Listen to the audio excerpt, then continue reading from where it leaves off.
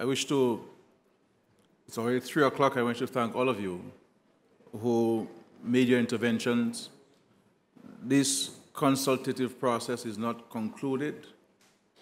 There will be sector engagements where we'll invite stakeholders to speak on matters of agriculture, on the economy, on infrastructure, on youth and sports development, so that your more specific recommendations and suggestions could be channeled through those consultations.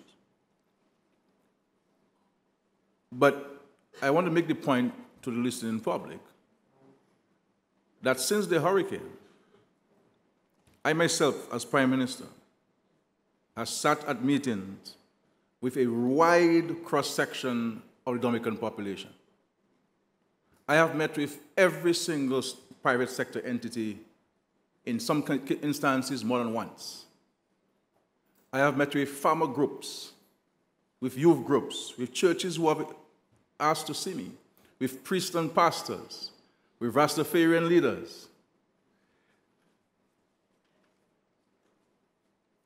And also hosting village meetings, community-based meetings to hear from the people about their own particular concerns and recommendations on how do we work together to address their problems. And I will go on to say further that it is the first time we have ever seen any consultation taking place, really, is under my administration. Whether it is pre-budget consultations or otherwise. The budget that was presented by the Ministers of Finance before I came into office of all governments was secret documents of the Minister of Finance. Not even cabinets had the occasion to see the budget address of the Minister of Finance. But we have had consultations with a wide cross-section of the society. And in many instances, their recommendations made way in the budget address, either as policies, programs, and even legislation, clearly demonstrating our firm commitment to this. There are many citizens who have come forward since the hurricane to offer their expertise and services. We have, for example, here, and I always speak publicly about Mr. Colin Bully, a retired person, maybe retired 20 or 25 years ago. I don't know. And then we had Mr. Stevenson, Kervin Stevenson. They came to my office and said, look, we want to volunteer. We want to work. We want to assist in putting the agricultural plan together. And we have sat on many occasions out of the Minister for Agriculture and the Minister for Planning to put that plan together, the Permanent Secretary and his staff and so forth. I have met with all of the major employers in Dominica, whether by video conferencing or Skype or by telephone, those of them who couldn't, principals who couldn't make it to Dominica, I have Skyped with them. I have been to their businesses myself physically. I've invited a number of tourism stakeholders individually to my office to sit with them and say, look, how things, what can we do to get your business back in operation as quickly as possible? Do you need help? What kind of help do you need? I've met with all insurance companies as a collective and also some of them individually. I've met with all financial institutions collectively and some of them individually to discuss the issues that they confront in the society and to ensure that we all work together towards responding to the needs of the people at the particular times, because it is a fluid situation and issues come up at different times. I have met with stakeholders no less than 4 or 5 times on the issues at the port. Myself inviting stakeholders to meetings. Hey, look, we have a situation on the port. How do you see us addressing it? Because if you look at it, and my friend Dr. made mention about the Port Elizabeth Savannah with the containers. This recommendation came from a stakeholder consultation. That because one of the challenges we had on the port was over 40% of the port space was occupied by empty containers. And we had to find a temporary solution to address the congestion on the ports. And that's why we have utilized the Port Elizabeth Savannah on a temporary basis. And you can imagine if we were to take all these empty containers on the port. But what we have done, we've had to move the cars out. We've had to increase the storage space at the port. And even that was not sufficient in addressing the volume of containers coming into the country. And in addition to that, I am the chief fundraiser of the country. And sometimes stakeholders want to meet the Prime Minister himself. They don't want to meet no acting Prime Minister or the line ministries. They want to meet myself. I said, look, but I have many ministers. Meet with them. So people feel that they have not consulted the government unless or until they meet the Prime Minister. And I think we have to be fair for ourselves that if we have had occasions to be consulted, we must also say so publicly. We must not live there leave people with the impression that we have not consulted anybody whatsoever at any point in time. This is not fair. Criticisms, we have to welcome criticisms. We have to welcome constructive criticisms, criticisms that are based in fact and on facts. If a criticism is made and the premise is erroneous and unfactual, then it is not a constructive criticism.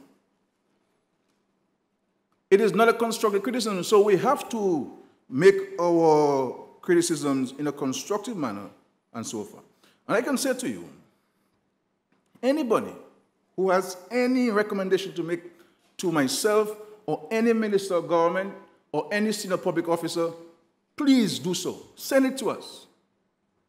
Because I give you the assurance that every recommendation which comes to us, we look at it. There may be some that are implementable, and there are some in the circumstances may not be considered at a particular time. So we have to recognize that. The other point I think we have to recognize when we go to further consultation is issue of prioritizing. We have to look beyond our particular interests and to look at the greater good. What are the major priorities confronting the citizenry of Dominica today? And which sectors and which areas the government should direct the resources towards addressing those issues? Because at the end of the day, it would be impossible for us to consider everything on the table at the same time. We just do not have the resources. And while resources have been pledged, monies have been pledged to us, it's not going to get to us tomorrow morning. Because every one of the donors have their own procurement rules and processes, their own conditionalities which they may impose. And then you have to set up units within the public service to address and to respond to every single one of them. I also saw a meeting at 3 o'clock to look at one donor agency and its requests and suggestions, to respond to them so that we can seek to get the resources into the Treasury as quickly as possible. So we have to recognize this and so on. I'm telling you, I have no difficulty in engaging people, but sometimes you cannot meet me. There are people who write to me and say, when I call them, and I say, can I meet with you tomorrow? They say, no, I'm traveling when I come back. So sometimes the time is not convenient for you, and it may be convenient for me. So we have to appreciate that and so forth. But I want us to really be looking broadly, recognizing that we have a situation in our hands in the country, that it is going to require constructive engagement, it's going to require sincere engagement, it's going to require us to be positive in our outlook, positive in our contributions, positive in our interventions. But if we have to come there and be driving and looking back, we're going to have a problem, we'll crash. We have to be focused. Yes, many of us could say what should have been done, what could have been done, but that's in the past. The fact is, Maria came and gone, and it has left us with a situation on our hands for us to address. And the question is, what shall be my contribution? That's a question which we each must ask of ourselves. Where shall we be? Where in history shall be recorded? On which side?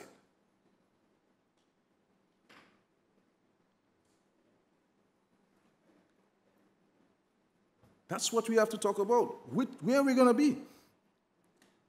Because while we will have partners helping us, while we'll have the donor community providing financing to us, the bulk of the work must be done by us.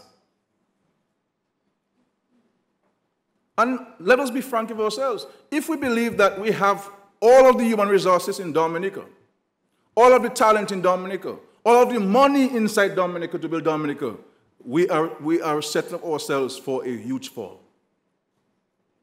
How many of us cannot get people to cover our roofs today? And we have the money. We have the insurance money. We want to fix our homes. I see all of you, most of you here, the tarpaulin still up.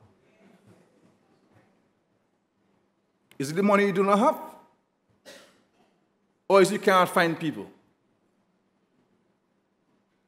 We have a situation where people along rivers cannot sleep at night. What do I do as a prime minister? Sit down and lament about it and say, well, let us hope that some trucks will come to Dominica one day by way of manna from heaven, and then let us clean the rivers? I have to take action.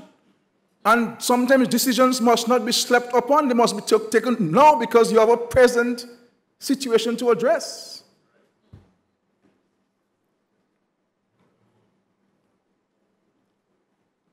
There are thousands of people who do not have homes today in Dominica. And we know some of them, and we know that if the government doesn't build a home for them, they will never have a home now or in the future.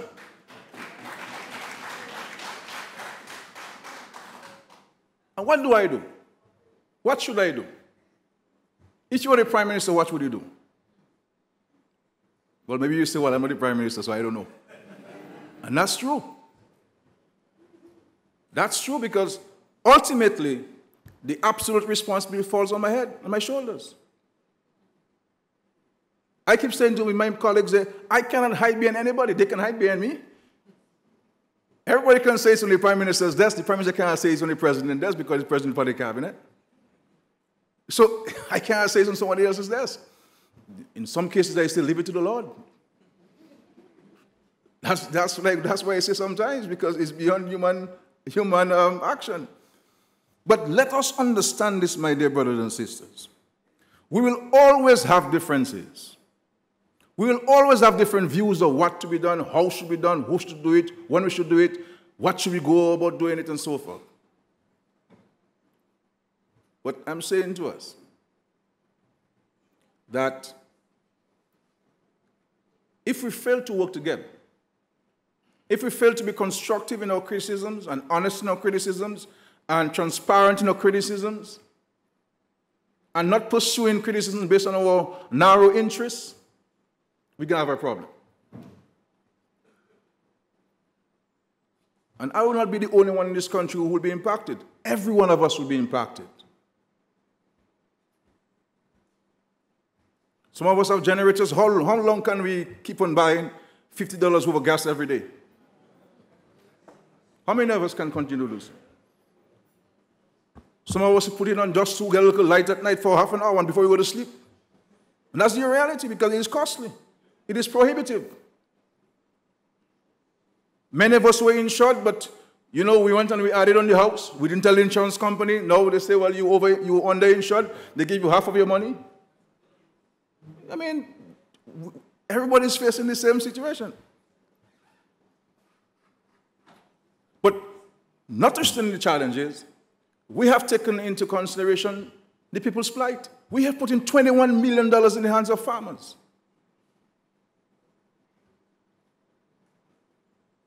What could I have done with that money instead of giving to the farmers? We've helped students pay their rents in universities in Trinidad and in Barbados and elsewhere. Giving them money to buy food because their parents can't send money to them now. Ensuring that every child who is at school, who was at school on September 18, remains in school because we do not want our children out of school, especially at this time. And I have gone to meet with them myself. Isn't that consultation? Sitting, the Prime Minister sitting one-on-one with people's problems and issues and not saying I'm not too busy to do it. That's consultation. We're all equal in the eyes of God. So whether I consult you who we think might be a higher authority, and I consult the person who we think is down there, it's consultation. The person is part of the Dominican society. So I think we come here, we have to ensure that we engage each other. And I've always said publicly that within the government, we do not have a monopoly on ideas.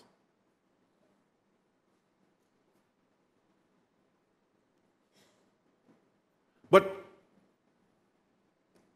if every time your utterances in the public, for example, are seeking to undermine the efforts of the government in the country,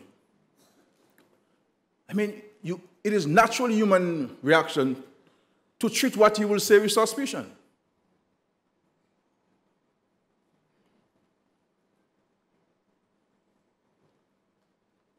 So we have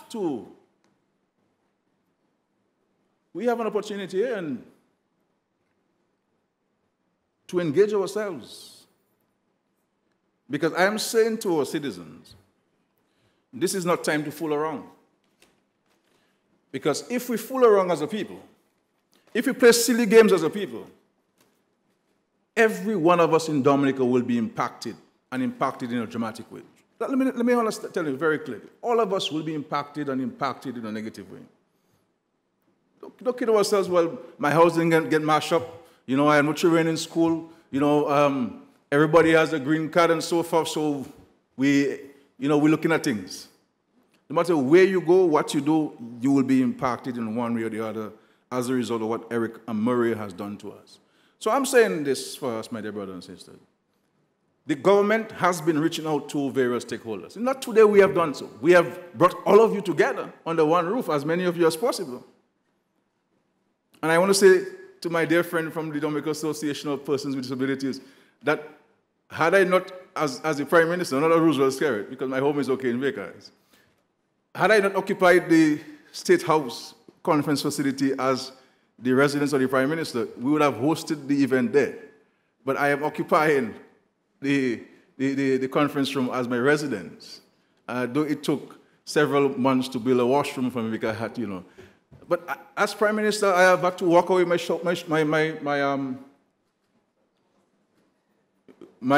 bath towel to go outside to shower and so forth. And I mean, and sometimes water gone, do I have the ability to bring the water to fill the tank, take a bucket, my brother, and I bathe. Have you heard me complaining in the country? That's life. That's how we have to treat it. I went to the United Nations to address the UN with the one shoe that at the time I salvaged. You know, I had to call people and say, look, I'm coming to the UN to just get me some clothes, please.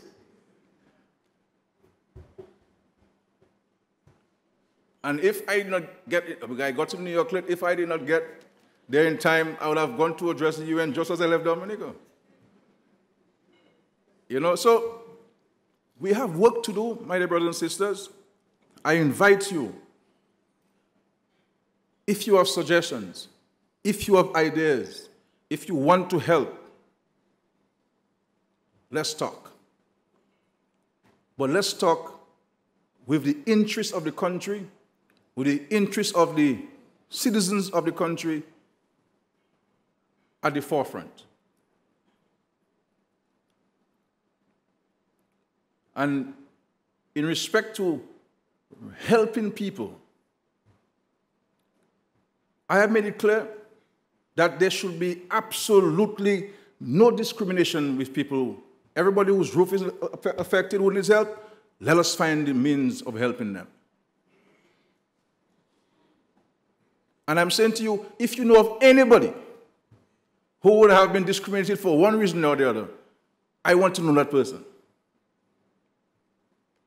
There are not many people who do not have my numbers in Dominica.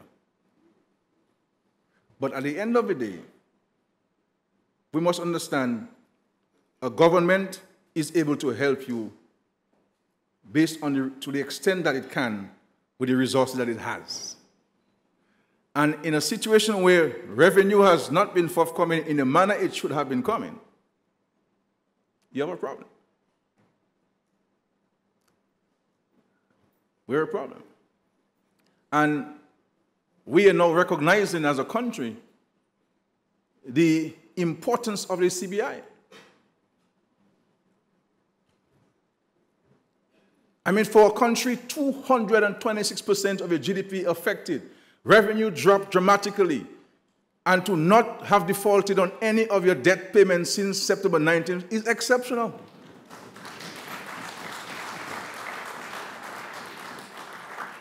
I have met with people whom we owe, and they said to me, Prime Minister, I didn't expect you to pay us. But I said to them, unless I come to you as the Prime Minister of the country to renegotiate with you, we shall keep our agreements and respect our agreements that we've entered with our creditors. Not only have we paid our public servants on time, and sometimes even too early, we kept to our legal agreement with the unions. I did not meet one public servant who did not feel that we would have changed our minds about paying the double bubble, as you guys call it. But we felt in the government that the public servants would need the money now more than ever, and therefore we made the sacrifice to pay them the double bubble. My hope is that it's their money, but my hope is that they would have used it for good reason.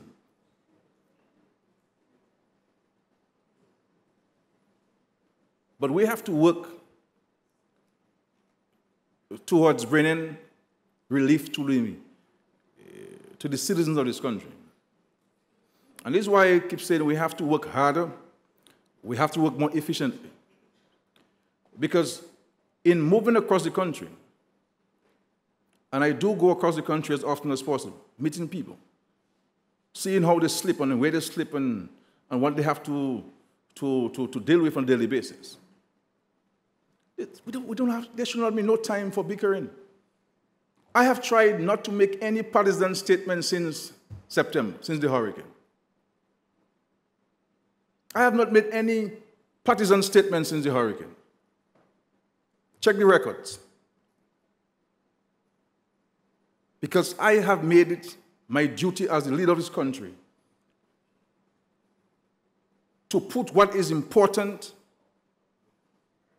at the fore, which is ending the suffering and the anxieties of the thousands of our citizens.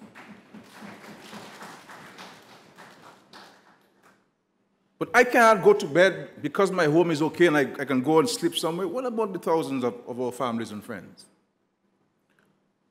We have decided to create 1,200 jobs in the public service. And we have decided to do so to maintain the sanity and the dignity of our families and friends in this country. Because there are women in our country who are the sole breadwinners, single mothers, with 3 and 4 children to take care of, and they're now off the breadline. We have to ensure the society that we maintain the status of the man in the home. If we are to go straight to Ephesians chapter 5. I know some of the leaders don't like this Ephesians chapter 5, but it is what it is. This is the Bible. That we should also bring in a paycheck to the home to take care of our business at home. And we have put all the administrative issues in place, and very soon we will start the application process so we can engage our people so they're able to pay their mortgages, send their children to school, and buy food to put on the table, and hold their hands until they're able to get back to their respective employers.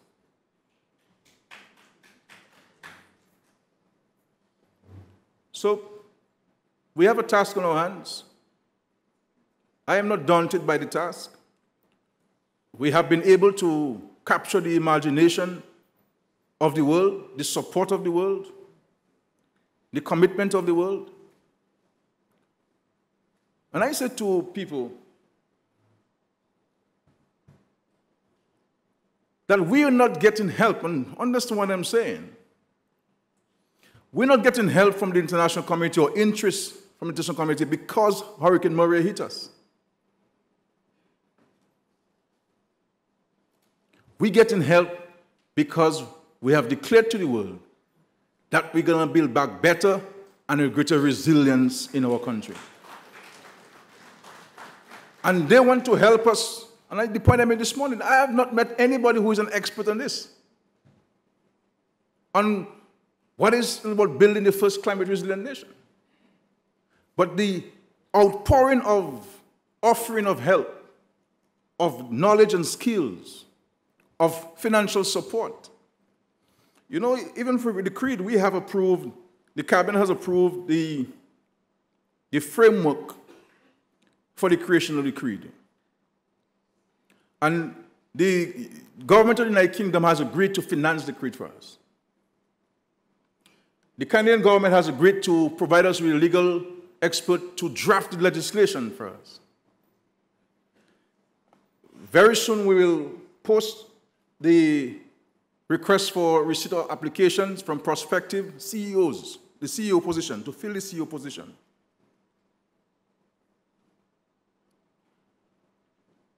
And the various committees have been put in place to assist with advancing the work of the Creed, which is going to be very critical in coordinating. Because in this disaster, coordination is going to be very critical. And many of you alluded to that fact during your interventions, that there has to be coordination from all stakeholders to ensure a smooth implementation of this. You are very hungry, and I am a very strong advocate and activist on chronic non-communicable diseases, and because diabetes is a major threat to our economy, and those who suffer from it must eat on time, and those who do not must also eat on time. Though I should always keep telling myself that, I never over myself, but it's important that you pay attention to that. We have some lunch. Please do not leave the lunch because we prepared for you. If you have to take it along with you, fine, but please stop and get some lunch. I believe it's downstairs, Capsec. But I really want to thank you, sincerely. And we have taken note of all of the recommendations you've made. We will inform you of the various sectoral consultations that will take place from early March, I believe, early March, so we can zoom in on the various sectors of the economy and the various social spheres of the economy. Just finally, I know, and the leader of the opposition and myself discussed this, the issue of the cliff at Canefield, up just below Mount Daniel. We'll be moving in the Cabinet tomorrow to compulsorily acquire the lands to create the bypass at Mount Daniel with immediate action.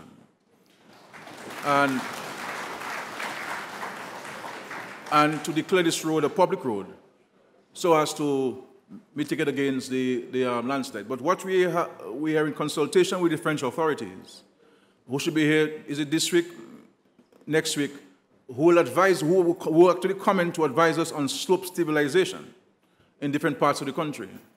And this is one area that we will be seeking the advice on what can we do to mitigate against it. But you recognize that it is very hollow. And this has not only come down only during the rainy time, even in hot sun, it has eroded. But there is great anxiety, and obviously it is inching into Mount Daniel and their homes that are right on the edge there.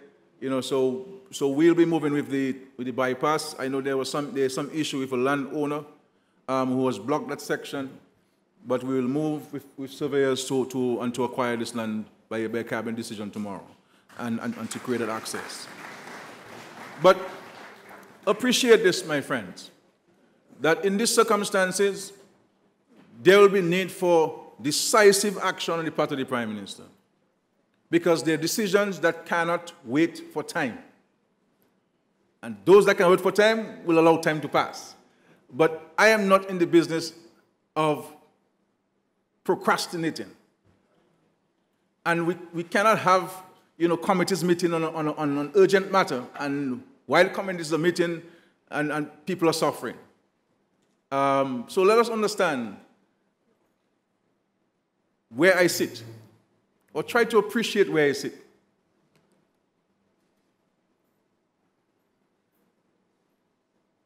Because all of you blame me for all sorts of things, including when it rains and when the sun is hot. And some people even blame me for their wives not cooking their lunch because they say, oh, whole day you're watching Skerrit on TV and where's my lunch? Anyway, good afternoon, my dear. God bless you. God bless our country, then. Thank you.